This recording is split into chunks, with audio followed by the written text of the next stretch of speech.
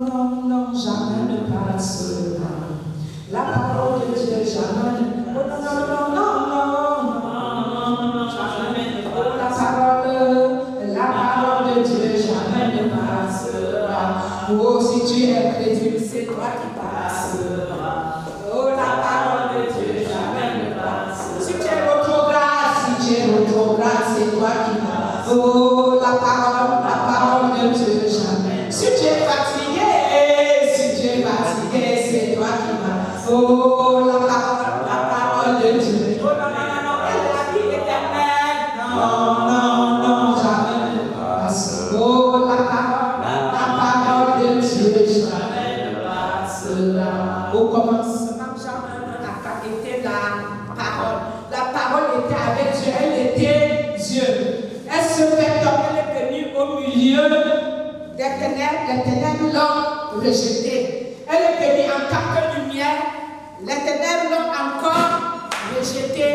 Jean 1 à 4. Et Somme 119, 105 nous dit: ma parole, une lampe à tes pieds, à tes sentiers, et une lumière à tes yeux. Nous te plantons, parole de Dieu, dans notre esprit, et nous te disons merci parce que tu reflètes la gloire de Jésus. Tu m'as dit dans les cieux que toi-même tu es la parole, c'est toi qui l'as expirée. Ceux qui te cherchent de nous t'adorent en esprit, en vérité. Toi-même tu es esprit, parole écrite, parole vivante et parole esprit. Plante ton épée divine pour nous délivrer comme Marie de Magdala, en plantant cette parole dans notre cœur, pour que nous ne sortons pas même de côté, mais que nous sortons avec cela attaché au linteau de nos cous, au linteau de notre porte, pour pouvoir vivre la parole et transmettre à nos proches, et afin de sauver les âmes avec unis d'un même esprit, comme le jour de la Pentecôte. Amen. Amen. Merci pour la parole.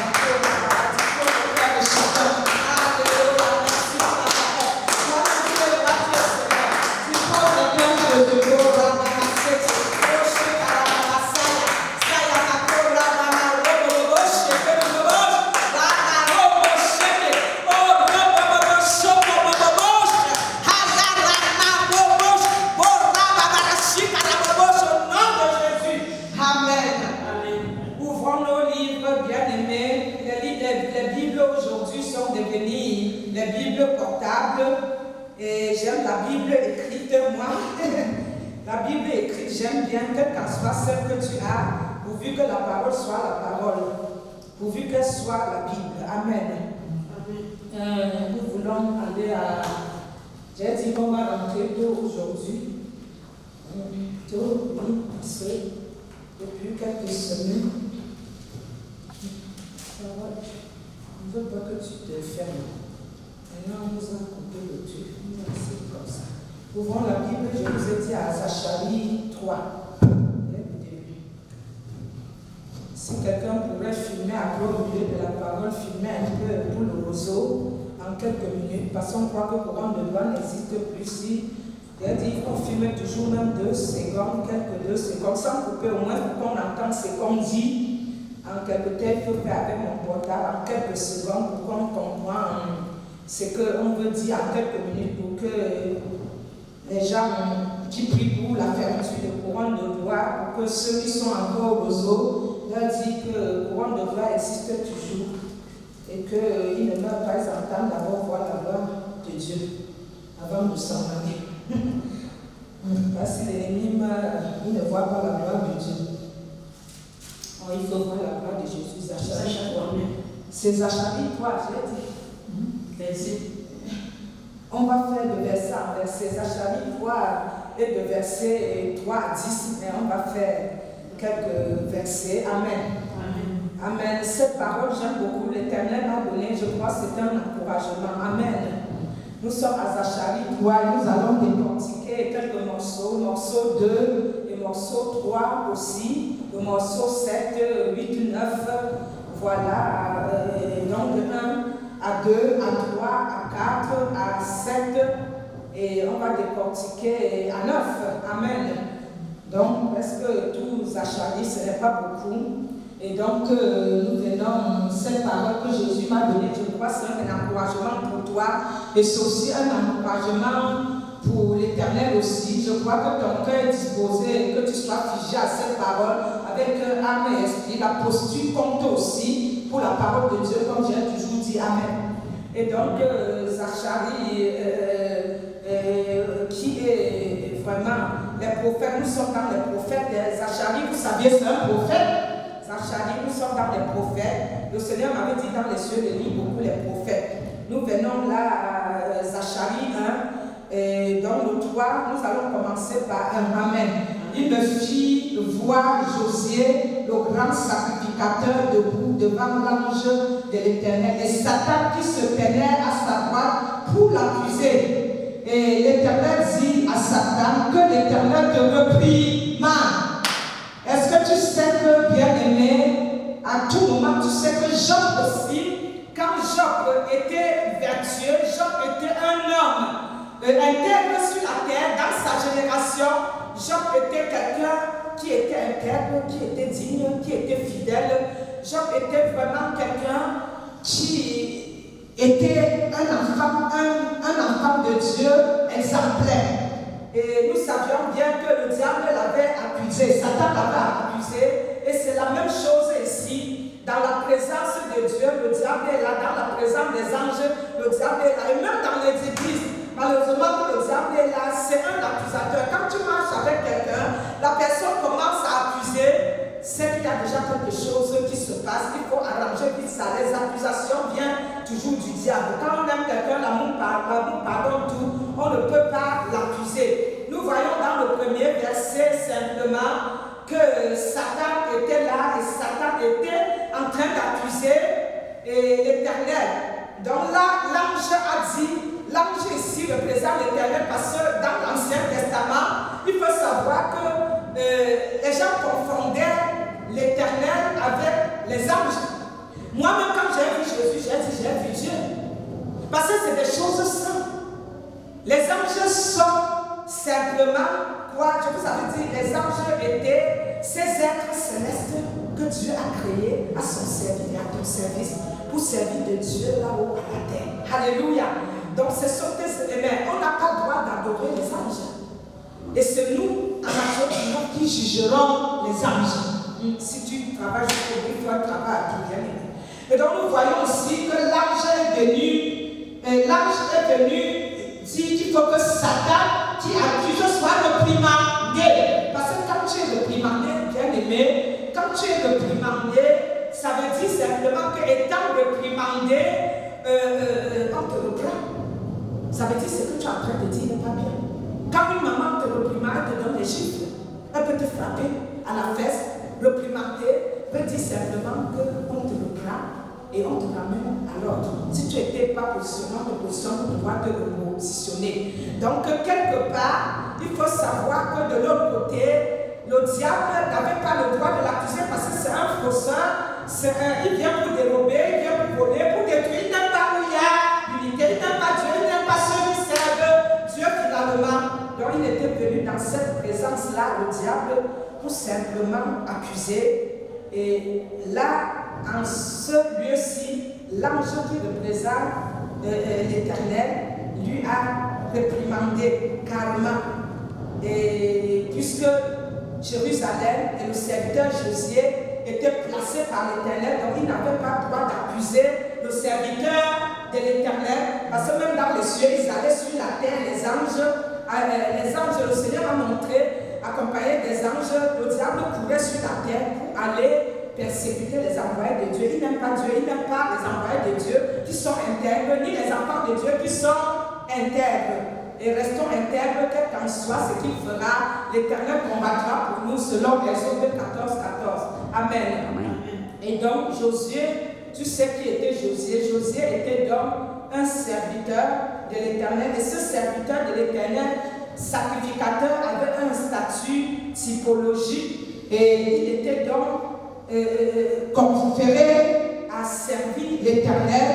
Et autour de lui, il avait ses aidants. Parce que l'Éternel fait toujours qu'il y a des gens, bien que les humains ne s'entendent pas aujourd'hui, mais le Seigneur place toujours les gens autour de ses prophètes, de ses serviteurs.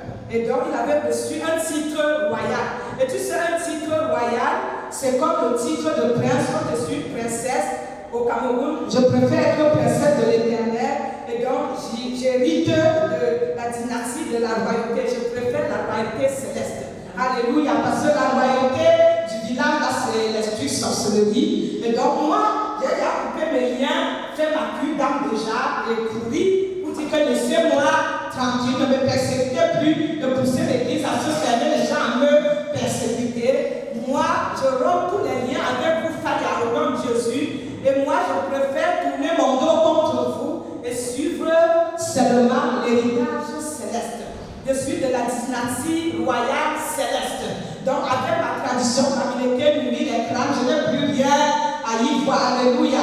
Donc, sache aujourd'hui que quel qu'en soit ce que tu fais, le diable irait dans la présence de Dieu t'accuser. Je me suis posé des questions. Pourquoi le diable a aussi le droit d'être dans la présence de Dieu?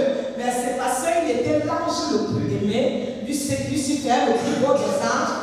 Et une alliance a été faite, bien qu'il a voulu la place de Dieu, donc il a un temps où il chutera. Donc entre-temps, il va opérer. Il faut lire Apocalypse, il va opérer toujours comme ça, et son temps finira par arriver.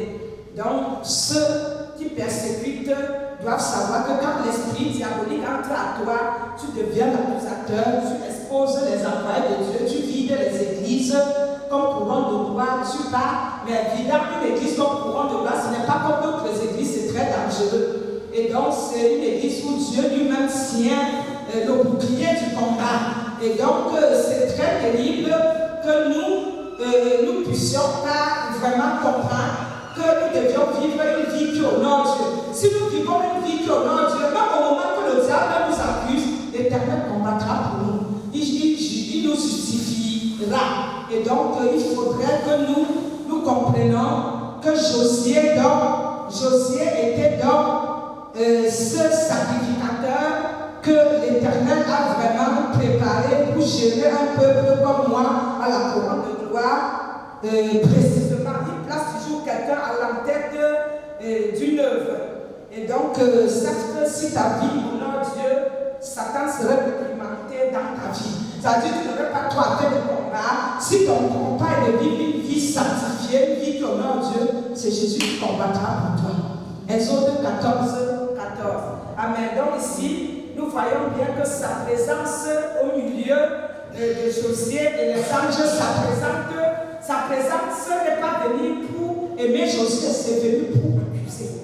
C'est simplement venu pour accuser, mensonge, accusation. Il y a des gens qui ont l'art de mentir. Quand la personne commence à raconter le mensonge, tu peux croire que c'est la vérité. Moi aussi, je ne savais pas. Quand j'étais dans les églises, les pasteurs prêchaient. Mais c'est vrai qu'aujourd'hui, si ça ne t'arrive pas, toi, tu ne vis pas cela, tu ne peux pas comprendre. C'est-à-dire quand quelqu'un commence à mentir, c'est tellement arrangé, c'est tellement formaté, c'est tellement... Les gens qui sont assis peuvent croire que c'est la vérité. Si ça t'arrive, tu ne peux pas croire. On appelle ça l'art de mentir. C'est-à-dire que l'art de servir Dieu, d'évangéliser, de prier, de jeûner, les autres ont l'art de mentir. Et ça, c'est resté gravé dans ma mémoire. C'est terrible. Donc Josué retourne de l'exil. Josué, vous saviez, il y avait des problèmes en Israël. Le temple était en construction. Donc Josué ici était donc, on parle ici de Josué, même comme c'est dans Zacharie, Josué avait le mandat de servir le peuple. Mais quand Josué est resté, il n'était pas en asile, il était du retour. Donc du retour des enfants d'Israël de l'asile, Josué devrait préparer le peuple à reparer le temple et s'installer et lui-même être mandaté pour servir Dieu avec les enfants d'Israël. Et donc Josué avait cette responsabilité, c'est terrible, parce que Josué avait la responsabilité donc de porter avant dans l'Ancien Testament les péchés. Si la mère péchait, c'est de la génération en génération que le péché devait se transmettre. Mais Jésus-Christ est venu nous faire grâce aujourd'hui. Si tu pèches, c'est toi qui portes le jour de ton péché. Donc ce n'est plus comme avant. Ici, Josué, simplement, le sacrificateur Josué ici a porté le joug des enfants d'Israël au retour de l'exil. Quand les enfants d'Israël sont retournés de l'exil, il fallait que Josué maintenant porte leur péché. Le pauvre porte le péché qu'il n'a pas commis. Et donc, nous comprenons aussi au verset 2 maintenant, puisqu'il était réprimandé, l'Éternel a dit donc à Satan, donc l'ange a dit, sois réprimandé, que l'Éternel te réprimande Satan. Et c'est au verset 2, et nous descendons et comprenons que n'est-ce pas là le tissu arraché du feu, donc n'est-ce pas là les enfants d'Israël que Dieu lui-même, les enfants d'Israël que Dieu a arrachés de l'Égypte du feu pour leur sauver. Paul était quelqu'un qui tuait, qui avait les yeux aveuglés, mais que Dieu l'a arraché du feu, comme le pasteur l'a sauvé au travers du feu. Quand Dieu t'arrache, moi-même, quand il m'a arraché des ténèbres, il t'amène pour te mandater, pour être un témoignage pour sa gloire. Donc, toi qui me suis, quels qu'en soient tes avortements, quels qu'en soient tes péchés, toi qui es tueur, quel qu'en soit toi qui es maçon, comme le père l'autre disait, qui a vu aussi le ciel là. Il dit maçon, il appelle maçon parce qu'il estime les problèmes, et c'est vrai. Le papa qui a vu les cieux là, le papa africain là. Donc, j'appelle aussi maçon comme lui, parce que lui, il esquive pas le persécute comme moi. Et c'est vrai qu'à un niveau donné, Israël a été arraché du feu pour être un peuple élu. Malgré leur cœur, qui était un cœur endurci, malgré un peuple au cœur raide. Tu sais, quand tu as le cou raide, ça veut dire que tu ne comprends rien. Tu es plus que la mondiale, on jette dans le feu. Et donc nous comprenons que simplement, Israël avait la grâce d'être un peuple choisi. Et gloire à Dieu. Et là, nous comprenons que Josué était couvert de vêtements sales. Et il se tenait, le verset 3, il était couvert du vêtement sale, Josué, et il se tenait debout devant l'ange. L'ange prenant parole et dit, l'ange a pris parole, dit à ceux qui étaient devant lui, ôtez-lui les vêtements. Qui va me dire pourquoi ôter les vêtements? Parce que c'était ça. Est-ce que ici nous parlons des vêtements physiques? Non, le péché. C'est le péché. Alléluia. Ce vêtement que le serviteur de l'Éternel porte, c'est le péché, pas même son péché, le péché du peuple. Parce que c'est le peuple qui est allé en exil payé. Lui qui est resté, voilà qui porte à distance les péchés du peuple. Parce que Moïse n'est pas entré à la terre promise à cause du péché du peuple. Et parce qu'il n'a pas sanctifié l'Éternel devant le peuple. Et heureusement, les choses ont changé maintenant. Donc, ce qui était sur Josué, c'était ce vêtement sale. L'ange a dit, ôtez-lui le vêtement sale. Comme l'avait dit à Isaïe, tu es sur la terre sainte, comme il dit les Jésus. Tout ça n'est pas visible. C'est du spirituel. Alléluia. Amen. C'est du spirituel. Donc, l'ange a demandé d'ôter, parce que tu ne peux pas faire les choses de Dieu avec la saleté. Dieu est saint. Aucun grain impur ne peut toucher Dieu. Aucune impudicité ne peut toucher la présence de Dieu. S'il a lâché l'ange le plus aimé, ça veut dire, tu vois combien de fois il ne supportait pas l'impudicité. Il aime le péché, mais il aime le péché. Donc, le pécheur, pardon, nous devions tout faire pour être purs. Hébreux 12, 14. Donc, bien aimé, nous comprenons aussi que l'ange a demandé d'ôter la saleté sur lui, sur l'endroit où il se tenait debout. Et il a dit d'ôter ce vêtement. Puis il a dit à Josué, vois, je t'enlève ton iniquité. Quand j'ai dit au ciel que je suis pauvre pécheresse, le Seigneur a donné une pince pour que l'argent touche ma bouche. Il a dit ton iniquité t'est pardonnée. Mais aussi, il faut que tu reconnais ton iniquité, que tu viens devant Dieu avec ton cœur brisé et contrit, comme Isaïe 58 le dit. Le jeûne qui plaît à Dieu, c'est un jeûne. Ça veut dire c'est rompre le jour de la servitude, c'est avoir un cœur brisé et contrit devant Dieu, un cœur disposé, c'est de partager ton pain avec celui qui n'a pas.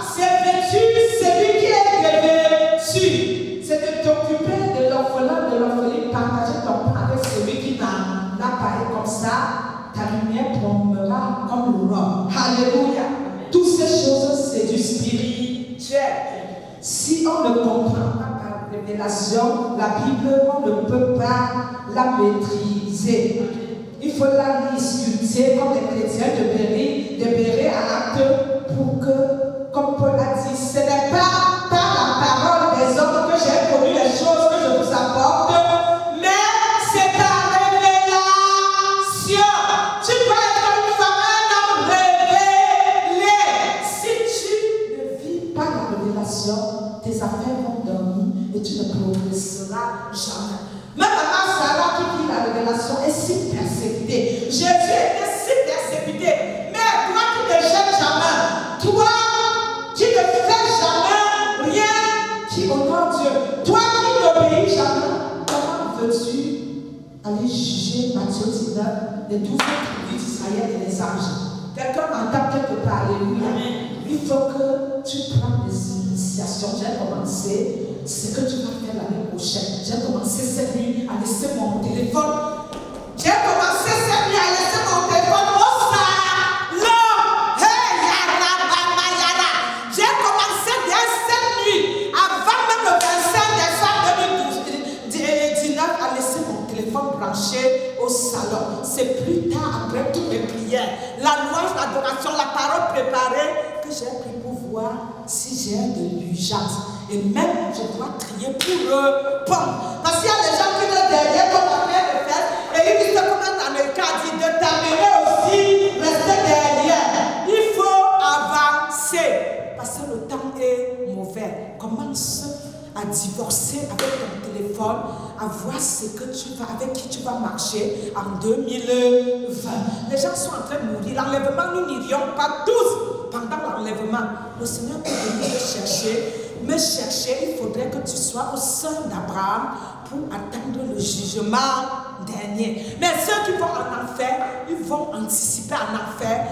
Parce que tu le sais très bien que quand tu es enfermé et si tu as fait du mal, on t'amène en cellule en attendant ton chemin. Les enfermés restent d'abord dans leur cellule en enfer et ils iront au jugement dernier pour qu'on leur juge, pour leur rappeler du pourquoi ils sont enfermés pour toute la vie et ils retourneront en enfer. Fais attention, ne sois pas comme le riche que Dieu est passé par les ulcères déjà de Lazare et le riche n'a rien vu. Aujourd'hui, il évangélise étant en enfer. Le Seigneur m'a dit, si on me dit l'enfer, tu dis dans Luc 16. Donc toi qui me suis dans les réseaux, qui va me suivre encore demain, lis Luc 16 et demande la révélation de Dieu. Ne dis pas, il n'y a pas le mot enfer de Trinité dans la Bible. La Bible c'est un livre sacré codé. Il faut que c'est par révélation que tu le décodes. Alléluia. Amen. Il faut décoder la Bible, bien aimé. Et il faut demander, décoder par un code à l'intérieur. Le Saint-Esprit est là pour t'accompagner de le faire.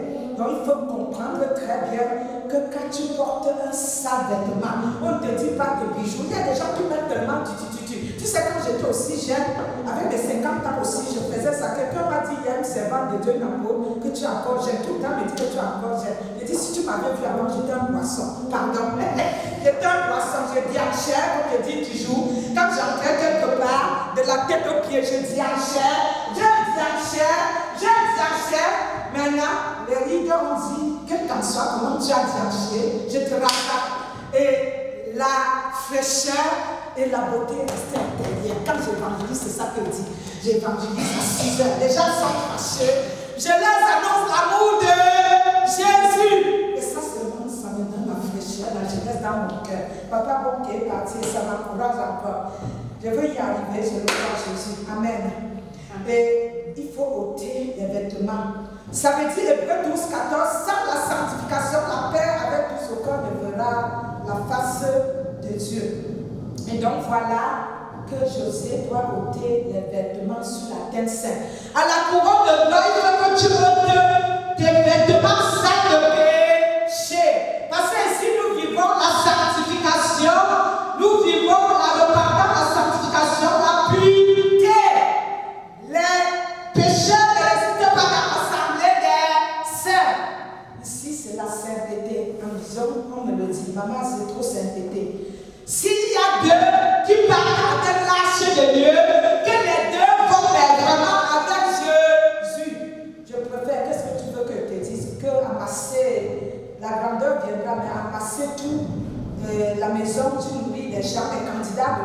pas à la couronne de gloire. On a ôté donc le vêtement maintenant sale. Puis il a dit à Josué, vois, je t'enlève ton iniquité, comme mon iniquité a été enlevée dans les cieux. Et je te remets quoi? Est-ce qu'on enlève l'iniquité pour rien? Qu'est-ce qu'on met à la place? La sainteté. Quand on enlève quand même l'iniquité, on met un tuba. Il a mis un tuba. Est-ce qu'il était comment ce tuba? Puis, tu sais, quand on enlève un vêtement sale, si c'est un vêtement qu'on te met, un tuba royal, il faut qu'il soit pur.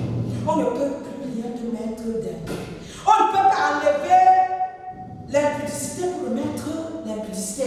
Quand on nettoie la maison, il faut qu'on remette, on change la maison des bonnes choses. Comme il est en train de nettoyer, donc il prépare les choses propres pour mettre à la place. Parce qu'il est d'ailleurs Dieu. Il lui a mis un turban pur. Mettre sur la tête. Je te dis non que c'est sur la tête. C'est écrit aussi là. Il a mis sur sa tête un turban pur. Et il mit un turban sur sa tête. Et il mit des vêtements. Il mit des vêtements aussi. L'ange de l'Éternel était là. Et l'ange de l'Éternel fit à Josué une déclaration. Ainsi parle qui? L'Éternel. Amen. Ainsi parle l'Éternel. Et elle a prononcé des déclarations qu'ainsi parle l'Éternel. Je déclare ainsi. Si tu marches dans mes voies, tu écoutes ce que l'Éternel dit. Après tout, il est en train de m'enseigner, de t'enseigner. C'est toujours comme tous ses envoyés. Vous saviez, c'était pareil pour David et c'était pareil pour Salomon. Si tu marches dans mes voies, est-ce que tu marches hors de l'alliance? Qui ici marche hors de l'alliance? Moi, à la couronne de gloire, je ne marche pas hors alliance. Même bien que j'ai vu Jésus. Il m'a dit, si tu n'accomplis pas ta mission, regarde à la face là. C'est de l'enfer. La maison quittera la parler là. Parce qu'il donne la vie, il donne la mort. Il donne le bien et il donne le mal. Il donne et il reprend. Alléluia. Il est bon, le Seigneur a fait tout ce qu'il veut. Ah, c'est merveilleux. L'homme ne peut pas. Si tu marches dans mes voies, si tu observes mes ordres, il y a des gens qui ne se soumettent jamais aux ordres. Voilà les promesses. Ça, c'est des promesses. C'est une alliance avec promesses. Est-ce qu'une alliance est faite sans de promesses? Bien aimé. Toi qui me suis, est-ce qu'une alliance est faite sans de promesses? Là, Jésus obtient une alliance avec des promesses. Si tu me sers, si tu mets en pratique mes ordres, mes ordonnances, si tu mets en pratique mes lois, parce qu'il y a les droits, les devoirs et les obligations. Alléluia. Les droits et les obligations. Les droits et les obligations. Amen. Il dit, si tu le fais, voilà, tu jugeras ma maison et tu garderas mes parvis. Quand tu gardes les parvis de quelqu'un, c'est beaucoup. Tu garderas mes parvis et je te donnerai libre accès parmi ceux qui sont ici. Est-ce que tu as envie d'avoir des accès pour accéder dans le paradis éternel? Qui n'a pas besoin? Nous tous avions besoin des codes, des accès pour accéder où là l'Éternel veut que nous soyons. Alléluia. Quelqu'un m'entend quelque part les promesses qui vont avec les exécutions des ordres, avec l'obéissance. Parce que ce qui a fait chuter la terre, c'est la désobéissance. Et quand tu obéis à Dieu, il y a une promesse de Dieu qui accompagne ton obéissance. J'aime beaucoup. Dieu ne fait rien pour rien, c'est du donnant. Même Dieu le fait. Attends, qu'est-ce que tu penses? Alléluia. Comme aux serviteurs me disaient Amen. Mais les hommes font de trop. Ils ne donnent jamais rien pour rien. Moi, je prie pour rien. J'appelle pour prier, délivrer. Les morts ont ressuscité. Et les handicapés ont marché. Tout a marché à la couronne de gloire, malgré le reste. Mais je n'ai jamais demandé que quelqu'un me donne de l'argent. Mais les gens prient maintenant. Il y a des prophètes qui prient, disent, je vis dans un hôtel de 500 €, paye mes 3 jours d'hôtel, 1500 €. Moi, je vois ça et je me dis parfois que peut-être ils sont mieux parce que quand tu as fini d'aller passer les nuits, les gens de prière, quand les gens finissent d'être bénis, il dit, je crois qu'il dit au revoir parce que c'est normal de te voir face à face. Mais il ne t'appelle même plus du tout. Tu n'as plus de leurs nouvelles. Mais je sais que Jésus me donnerait ce que j'ai manqué sur la terre. Alléluia! Il a dit cela à Josué et c'était merveilleux. Il a donné des promesses à Josué. Donc c'est à Josué de savoir ce qu'il a à faire. Il pourra garder les parties de la maison de l'Éternel et juger les 12 tribus d'Israël et les anges. Comme moi je calcule faire, c'est ce que je calcule faire, c'est dans mon plan pour l'éternité. Amen. Et donc voilà Josué qui était le grand sacrificateur. Je vous ai dit, toi et tes compagnons qui sont assis devant toi, car ce sont les hommes qui te serviront ici. Amen. C'est ces hommes-là qu'il a mis auprès de lui. Il avait dit à Moïse, je t'enverrai déjà. Moïse dit, qui tu m'enverrais? Qui tu m'enverrais? Si je te dirai au temps venu, et je prendrai de ton onction pour mettre sur eux. Amen. Dieu est terrible, il ne va pas chercher loin. La profondeur appelle la profondeur. Donc il ne cherche pas loin et à côté, il prend à toi, il donne à ton frère. Il est très bon. Il est éternel. Heureusement, il n'est pas humain. Il est Seigneur.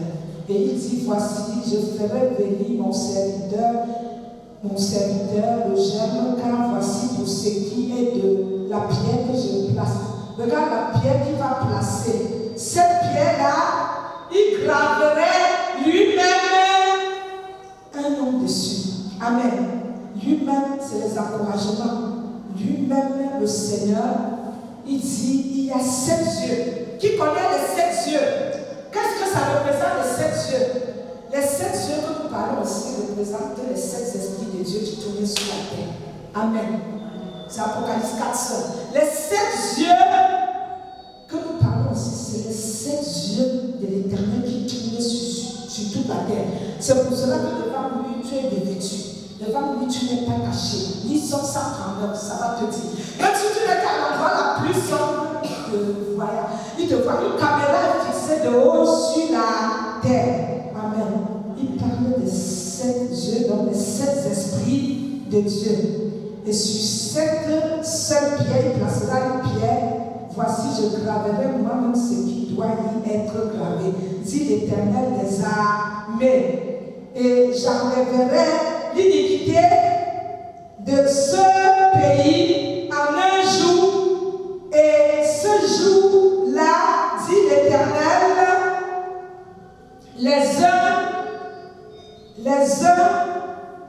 les autres sous la vigne et sous le figuier. Tu sais qu'il avait coupé le figuier qui ne produisait rien. Le figuier qui est stérile. Donc si tu es stérile, sache comme il dit à Matthieu 25, tu serais coupé et jeté dans le feu. Il faut que tu produises. Car on prendrait à celui qui a peu, on donnera à celui qui a beaucoup. Alléluia. On prendra ton peu, très peu que tu as, on ajoutera à celui qui a 10 parts. Parce que comme ça, il pourrait multiplier, parce qu'on a déjà vu qu'il multiplie déjà. Et on pourrait déjà lui dire, viens mon meilleur serviteur, servant dans la joie de ton maître. Alléluia. Et donc nous comprenons que ici, vous saviez, Apocalypse 3, vous pouvez le lire le 2 à la maison. Il dit aussi, Apocalypse 2, l'Éternel dit Apocalypse 2 aussi, que je te donnerai la manne cachée. Je te donnerai une pierre sur laquelle un nom serait écrit et lui ne le saurait sauf toi et moi. Alléluia. Alléluia. Est-ce que mon frère, ma soeur, que tu me suis, tu voudrais la manne cachée? Est-ce que tu voulais l'étoile du matin, Apocalypse 2? Est-ce que tu voudrais avoir un nouveau nom que l'Éternel te donne? Une pierre nouvelle avec un nom écrit dessus, les grandes choses écrites dessus pour 2020,